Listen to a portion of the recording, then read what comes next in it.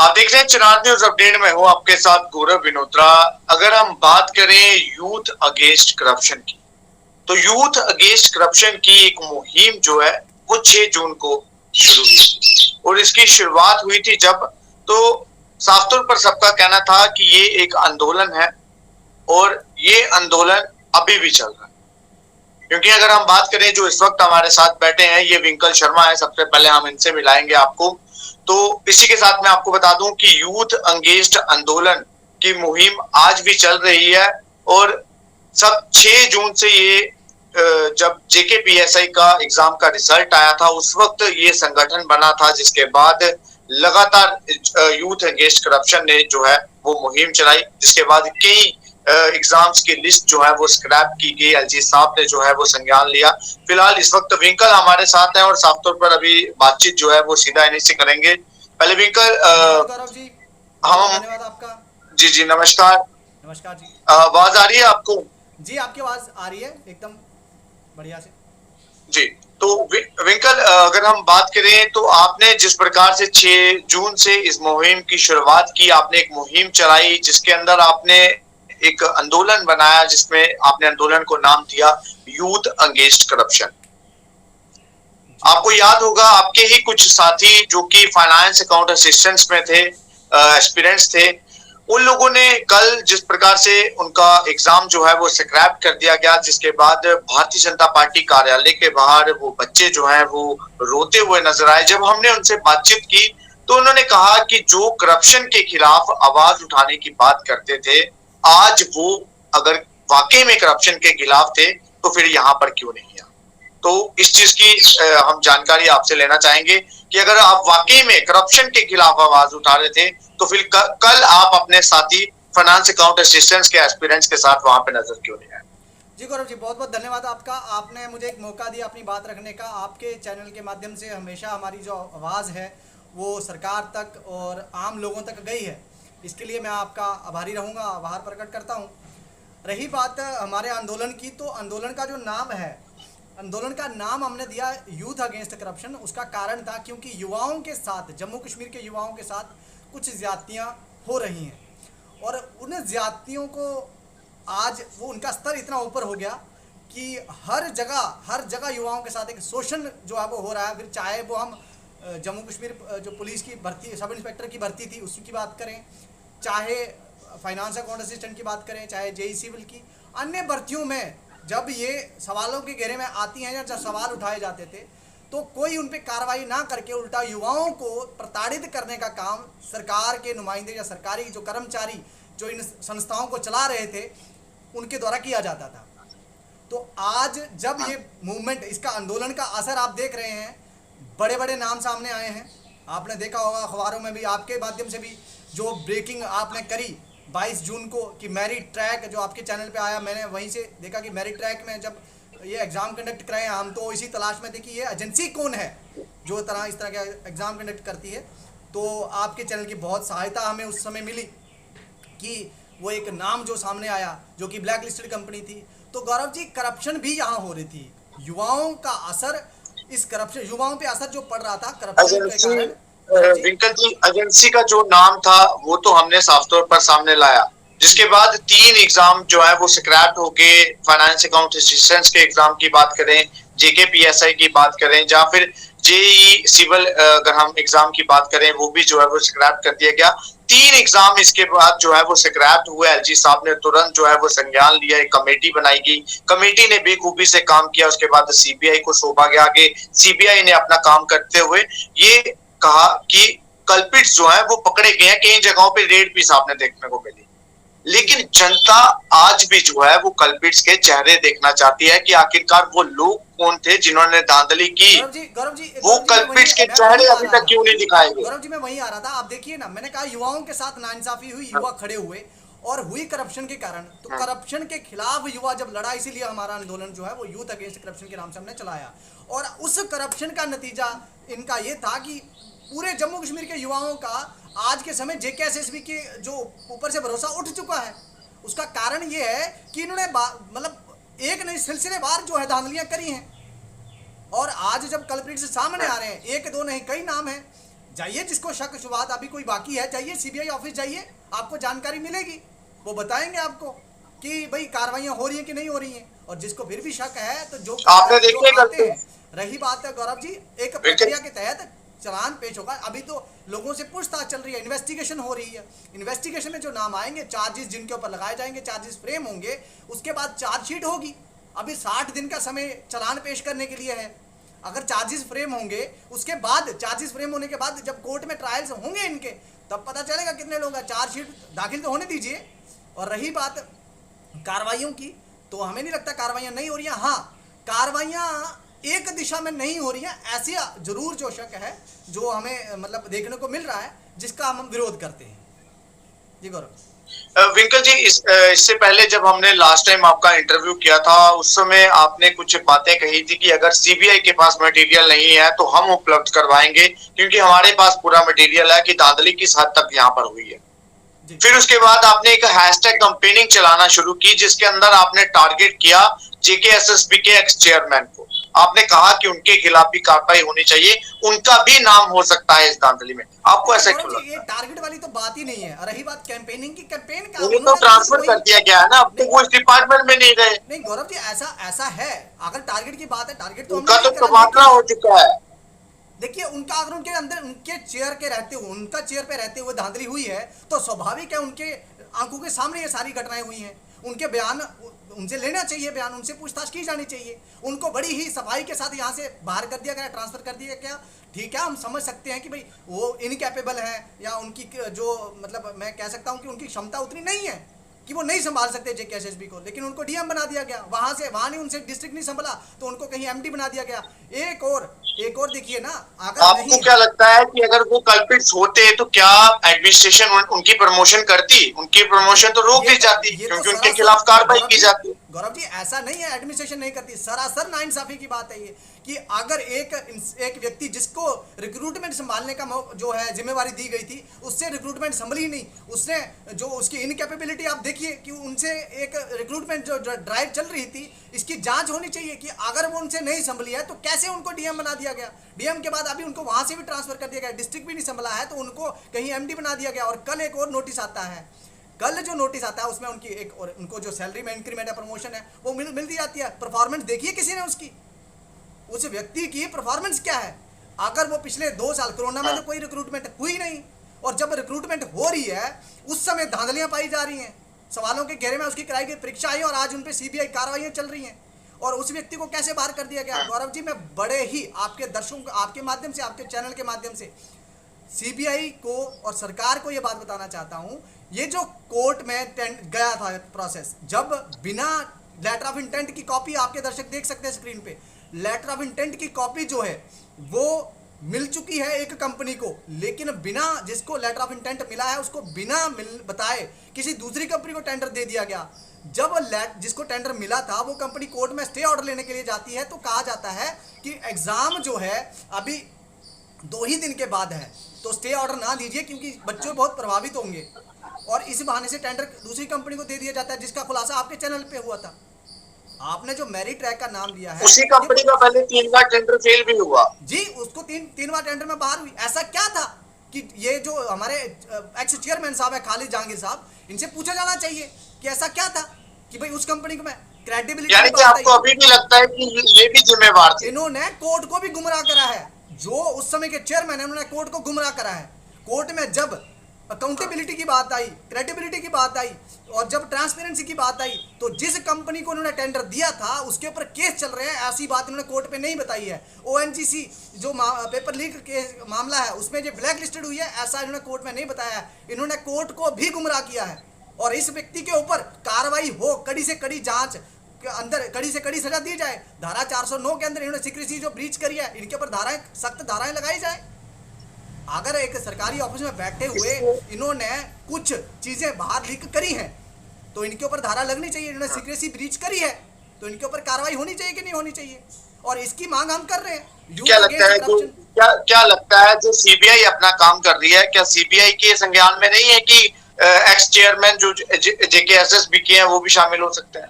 देखिए सीबीआई के संज्ञान में है तो पहले किस पे हाथ डाला जाता है? राजा पे, पैदों पे। पैदों पे इन्होंने ट्रांसफर कर दी। सबसे पहले मेरिट जो है ना, मेरिट ये किसी का लिहाज नहीं करता है। पैदों को भी ट्रांसफर कर दिया। चलिए, आपने जिस भी मंशा से ट्रांसफर कराया, हम उस पर प्रश्न चिन्ह नहीं लगा रहे, लेकिन ट्रांसफर होने के बाद प्रमोशन दी गई, प्रमोशन ही हुई ना। प्रमोशन 2 बार हुई। एक प्रमोशन नहीं, एक उस प्रमोशन के ऊपर प्रमोशन मिल रही है उनको, किस बिना पे? तो क्या लगता है, अगर ये वाकई में अपराधी होते तो क्या लगता है कि प्रमोशन मिलती है? एडमिनिस्ट्रेशन कोई इतनी थोड़ी सोई हुई है कि प्रमोशन दे दी जाए। पदोन्नति किसी को तरक्की कब दी जाती है गौरव जी? किसी को तरक्की कब दी जाती है? जब उसका काम बहुत सराहनीय हो, बहुत अच्छा काम वो कर रहा है। इसका मतलब यही हुआ कि भाई खूब पैसा खाओ और खूब तरक्की पाओ, खूब धांधलियां करो और खूब पदोन्नतियां पाओ, यही है प्रमोशन। ये तो धोती खोल रहा है। और अगर कहीं पहले से ये कार्रवाई चल रही थी, प्रमोशन वाला जो काम है पहले से चल रहा था, तो ये रोकी जानी चाहिए थी। क्या हमारा जो एडमिनिस्ट्रेशन है उसको ये पता नहीं है कि जेकेएसएसबी में धांधलियां हुई, यार ये व्यक्ति वहीं था, जेकेएसएसबी संभाल रहा था।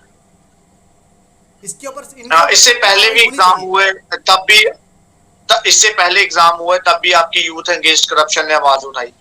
अब एक बार फिर से जो है वो री एग्जाम होने की आशंका है, री एग्जाम होने हैं इसके बाद। लेकिन अब आपकी जो यूथ एंगेज्ड करप्शन जो एक आंदोलन है, वो अब फिर से एक और हैशटैग कैंपेनिंग चलाता हुआ नजर आ रहा है फेसबुक ट्विटर पे, जिसके अंदर कहा जा रहा है कि अब ब्लैक लिस्टेड कंपनियों को जो है वो वापस बुलाया जा रहा है। देखिए गौरव जी, आपके पास कोई प्रूफ है? गौरव जी, प्रूफ तो नहीं है, लेकिन ब्लैक लिस्टेड कंपनियों को मना भी नहीं करा गया है, ये प्रूफ है। नोटिस ये तो धोती खोल रहा है कि उन कंपनियों को जहां जहां वो कहीं एग्जाम में धांधलियां पाई गई हैं, उनकी कराए हुए एग्जाम में, अगर उनकी क्रेडिबिलिटी शक के घेरे में आई है तो उनको एनओसी लानी पड़ेगी। कहीं नहीं लिखा हुआ कि जो कंपनी भी कहीं ब्लैक लिस्ट हुई है वो पार्टिसिपेट नहीं कर सकती, कहीं नहीं लिखा हुआ। तो मतलब नहीं लिखा हुआ तो फिर अलाउड है। और रही बात, मैं वही कह रहा हूँ, बार बार सजा किसको मिली है? जिन बच्चों की आप बात कर रहे थे बीजेपी ऑफिस के बाहर जो गए थे, रो रहे थे, बिल्कुल सजा मिली होगी, हमें भी सजा मिली थी पीएसआई के टाइम पे। लेकिन बात यह है, सरकार उन लोगों को क्यों नहीं सजा दे रही? जिन लोगों ने ये काम करे हैं उनको सजा क्यों नहीं दे रही? उनको प्रमोशन दे रही है और सजाएं बच्चों को। हमें सजा मिली है, कोई इशू नहीं है, हम दोबारा पेपर देंगे, दोबारा तैयार होंगे, प्रिपरेशन करके दोबारा पेपर देने के लिए तैयार हैं। लेकिन वो जो व्यक्ति हैं जिनके रहनुमाई में सारा कुछ हुआ है, जिनकी जिम्मेवारी बनती थी, घर के मुखिया की जिम्मेवारी होती है घर संभाल के रखा जाए, उस व्यक्ति के रहते हुए अगर ऐसी चोरियां हो रही हैं तो उनको पदोन्नतियां मिल रही हैं। क्या साबित करना चाहती है एडमिनिस्ट्रेशन? लेकिन अभी तो यही कह रहे हैं ना कि सीपीटी एग्जाम होगा, अब तो ऑनलाइन एग्जाम लिया जाएगा। आपको लगता है अगर ऑनलाइन एग्जाम होगा, अगर पूरी परीक्षा जो है वो ऑनलाइन ली जाएगी तो कोई धांधली हो पाएगी? भाई साहब, यहाँ जो एग्जाम एक ब्लैक लिस्टेड कंपनी ने कराए हैं, सीबीटीबी, मैं ऐसे नहीं कह रहा हूँ, आप जाइए जेकेएसएसबी, अगर कोई डिनाई करके दिखा दो, अगर मेरे पास है सबूत। तो क्या लगता है उस कंपनी को न्योता भेजा जाएगा? क्या कह रहे हैं जी? क्या लगता है अब उस कंपनी को टेंडर दिया जाएगा? देखिए गौरव जी, दिया जा रहा है नहीं दिया जा रहा मैं नहीं कह रहा हूं, लेकिन वो टेंडरिंग में आ रही हैं और ये टेंडरिंग प्रोसेस में बुलाया गया तो वो स्वाभाविक रूप से आएंगी। और अगर कोई कंपनी, जिस कंपनी ने यहाँ एग्जाम कराए हैं ना गौरव जी, उसी कंपनी के कराए हुए एग्जाम मध्य प्रदेश में रिपोर्ट में आया, लिखित में उसने दिया, उनको टर्मिनेशन नोटिस भी मेरे पास पड़ा है, आपकी स्क्रीन पे देख सकते हैं। ये टर्मिनेशन नोटिस है, आपके दर्शकों को दिखाने के लिए कि ये टर्मिनेशन नोटिस है। उस कंपनी को टर्मिनेट भी किया गया है, उसने यहाँ सीबीटी एग्जाम कराए हैं उस कंपनी ने। ऐसा क्यों नहीं है? ये जो लोग हैं यहाँ बैठे हुए, मैं नहीं कह रहा इनकी कोई धांधली की मंशा है, लेकिन जो है इस समय अगर जेकेएसएसबी में एक क्लैरिफिकेशन इशू कर दी जाती कि यहाँ पे हम जो कंपनियां बाहर कहीं किसी भी समय उनके ऊपर अगर कोई उनका कराया हुआ एग्जाम कभी कॉम्प्रोमाइज हुआ है या किसी भी तरह की कोई धांधली पाई गई है तो उनको हम अलाउ नहीं करते, वो मत आइएगा। ऐसा कुछ नहीं हुआ, वो तो कोई भी आ रहे हैं। जो मेरिट ट्रैक को इनको कहा डिबार नोटिस, हमने तो अखबारों में पढ़ा, टर्मिनेशन जो नोटिस है वो हमने कहीं देखा ही नहीं ऑफिशियल लेटर। तो मेरिट ट्रैक की दूसरी बहन है, उसी की एक सब्सिडरी और है ना मणिपाल, वो भी आ जाएगी। बथेरी कंपनियां हैं जिनका ऐसा जिनके कराए हुए एग्जाम कॉम्प्रोमाइज हुआ है। एक कंपनी जिसकी मैं बात कर रहा हूँ सीबीटी की, उसके कराए हुए 8-9 एग्जाम जो है इसी साल में कॉम्प्रोमाइज हो चुके हैं। स्टेट वाइज आप बात करिए, गुजरात, मध्य प्रदेश, यूपी, उत्तराखंड, जम्मू कश्मीर में भी। तो ऐसे कैसे हो सकता है? क्या लगता है कि क्या लगता है जेकेएसएसबी किसी भी कंपनी को, किसी भी एजेंसी को टेंडर देने से पहले क्या उस एजेंसी का पता नहीं लगाती कि वो एजेंसी ने पीछे जो एग्जाम करवाए हैं या अन्य राज्यों में जो एग्जाम करवाए हैं वहां पर क्या कुछ हुआ है या फिर वहां पर कोई घोटाला हुआ है कि या नहीं हुआ? देखिए गौरव जी, अभी तक तो ऐसा होता था कि उसका लगाया जाता था, जो कंपनी ऐसी होती थी जो धांधलियां कराती थी उसको डेलिबरेटली दिया जाता था। अगर नहीं है तो देखिए डेलिबरेटली, अगर पता है कंपनी है ये गड़बड़ है, कंपनी 2013 से मेरिट ट्रैक के अंदर काम कर रही है, उसके बाद से कितने चेयरमैन आए हैं और जिन चेयरमैन साहब के समय उसका टेंडर खत्म भी हो गया, उन्होंने बड़ी चालाकी से एक प्लान्ड वे से ऐसा करा है कि उस कंपनी के टेंडर को एक्सटेंड कराया है। ऐसा क्या कारण था? पब्लिक एक्सचेकर का देखिए, पब्लिक का पैसा, उसमें जो पब्लिक ने पैसा दिया था, एस्पिरेंट्स ने जो पैसा दिया था, उस पैसे की अगर हम बात करें, बर्बाद किया है। सरकार का पैसा किसी कंपनी को गया है और उसके कराए हुए एग्जाम कॉम्प्रोमाइज हो गया, अब दोबारा किसी कंपनी को हायर करके वो पैसा दोबारा से दिया जाएगा। तो आप देख सकते हैं ये जो सारी धांधली हुई है, इसके लिए वो चेयरमैन ऑन चेयरपर्सन जो थे वो जिम्मेवार हैं। उनके लिए इस पूरी घटना के लिए उनको अकाउंटेबल ठहराया जाना चाहिए। और हाँ, अगर युवा चला रहे हैं, ऐसा कोई मुहिम चल रही है, युवा चला रहे हैं कि एक्स चेयरमैन को इन्वेस्टिगेट किया जाए। और ये जो डॉक्यूमेंट मैं कह रहा हूँ ये पब्लिक हैं, ये डॉक्यूमेंट जो है ये पब्लिक हैं, कोर्ट के ऑर्डर हैं। कोर्ट के ऑर्डर में मैंने कुछ अपने से सबूत, वो तो सीबीआई लेके आएगी, उसको देखिए। लेकिन हाँ, सीबीआई को सबूत तभी मिलेंगे जब जांच उस तरफ जाएगी। अभी जांच सिर्फ एस्पिरेंट्स की तरफ जा रही है और उन टाउट्स की तरफ जा रही है, सरकारी कर्मचारियों के ऊपर नहीं जा रही।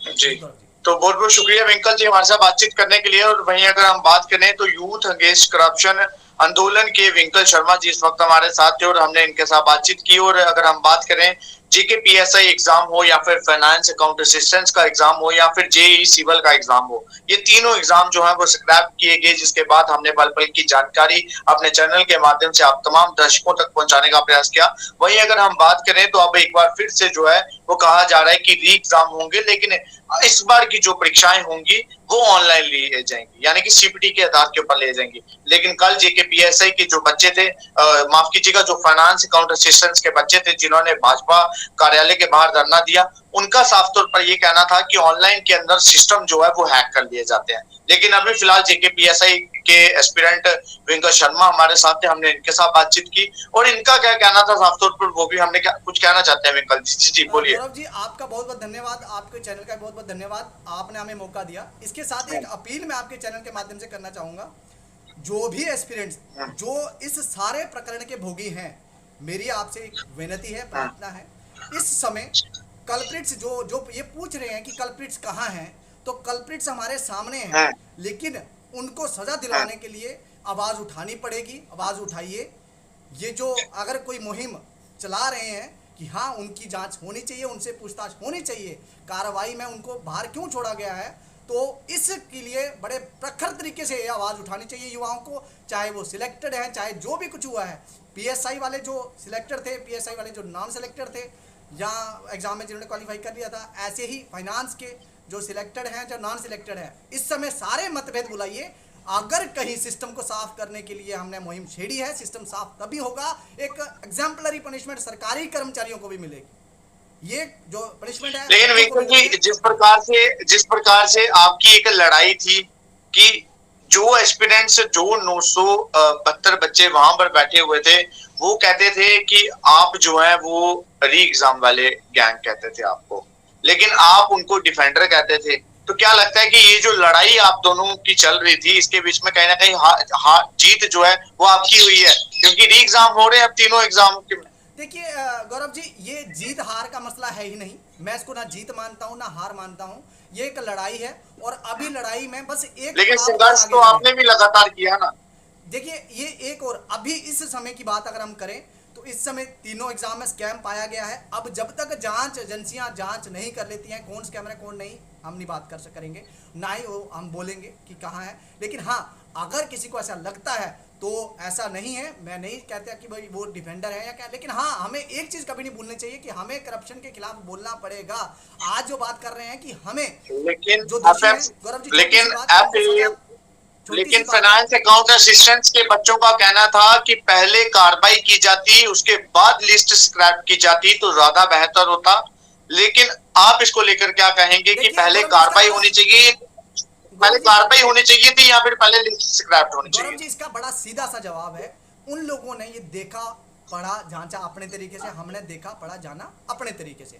और हमारी जो स्टडी कहती है कि जब जब ये हमने देखा इसको पूरे प्रकरण को, क्योंकि हम 6 ये बाद में आए लोग, हम 6 जून से जब हैं सड़कों पे हैं, 6 जून से पहले भी हमने इसको स्टडी करा। अब देखिए सीबीआई की कार्रवाइयों में समय तो लगता है, कितना समय देंगे? एक सीजीएल के एग्ज़ाम में जो सीजीएल का एग्ज़ाम है उसमें जो लीक हुआ था, पेपर लीक हुआ 17 में हुआ तो 20 में उसका डिसीजन आया था।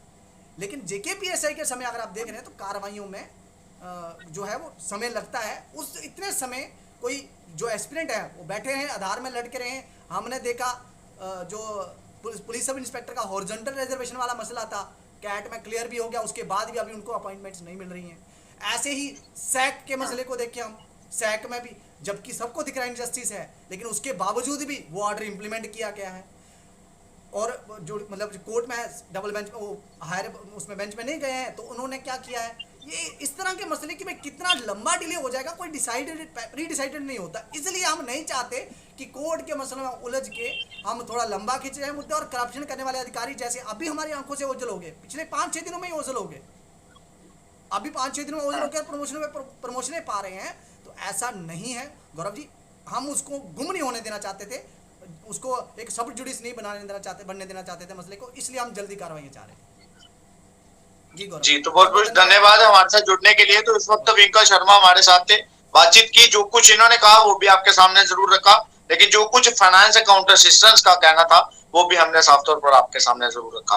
अब आप जनता भी इसको लेकर अपनी राय जो है वो कमेंट बॉक्स में जरूर रखिएगा, क्योंकि आज कहीं ना कहीं जम्मू कश्मीर के यूथ को ये लगता है कि हमारा भविष्य जो है वो खतरे में पड़ चुका है। क्योंकि अगर एग्जाम होता है तो एग्जाम के अंदर धांधली पाई जाती है, जिसके बाद बच्चों का भविष्य जो है वो एक दांव पे लग जाता है, जिसके बाद लिस्ट को जो है वो स्क्रैप कर दिया जाता है और बच्चों के सपने जो है वो तोड़ दिए जाते हैं, चूर चूर कर दिए जाते हैं। और बच्चे किस प्रकार उसके बाद शोक मनाते हैं वो भी हमने आपको कल तस्वीरें जरूर बताई। फिलहाल विंकल जी का जो कुछ कहना था वो भी हमने आपके सामने जरूर रखा। अब आप लोग भी अपनी राय जो है वो जरूर दीजिएगा। इसी के साथ फिलहाल आप देखते रहिए चैनल न्यूज़ के साथ। जय हिंद। बहुत बहुत धन्यवाद।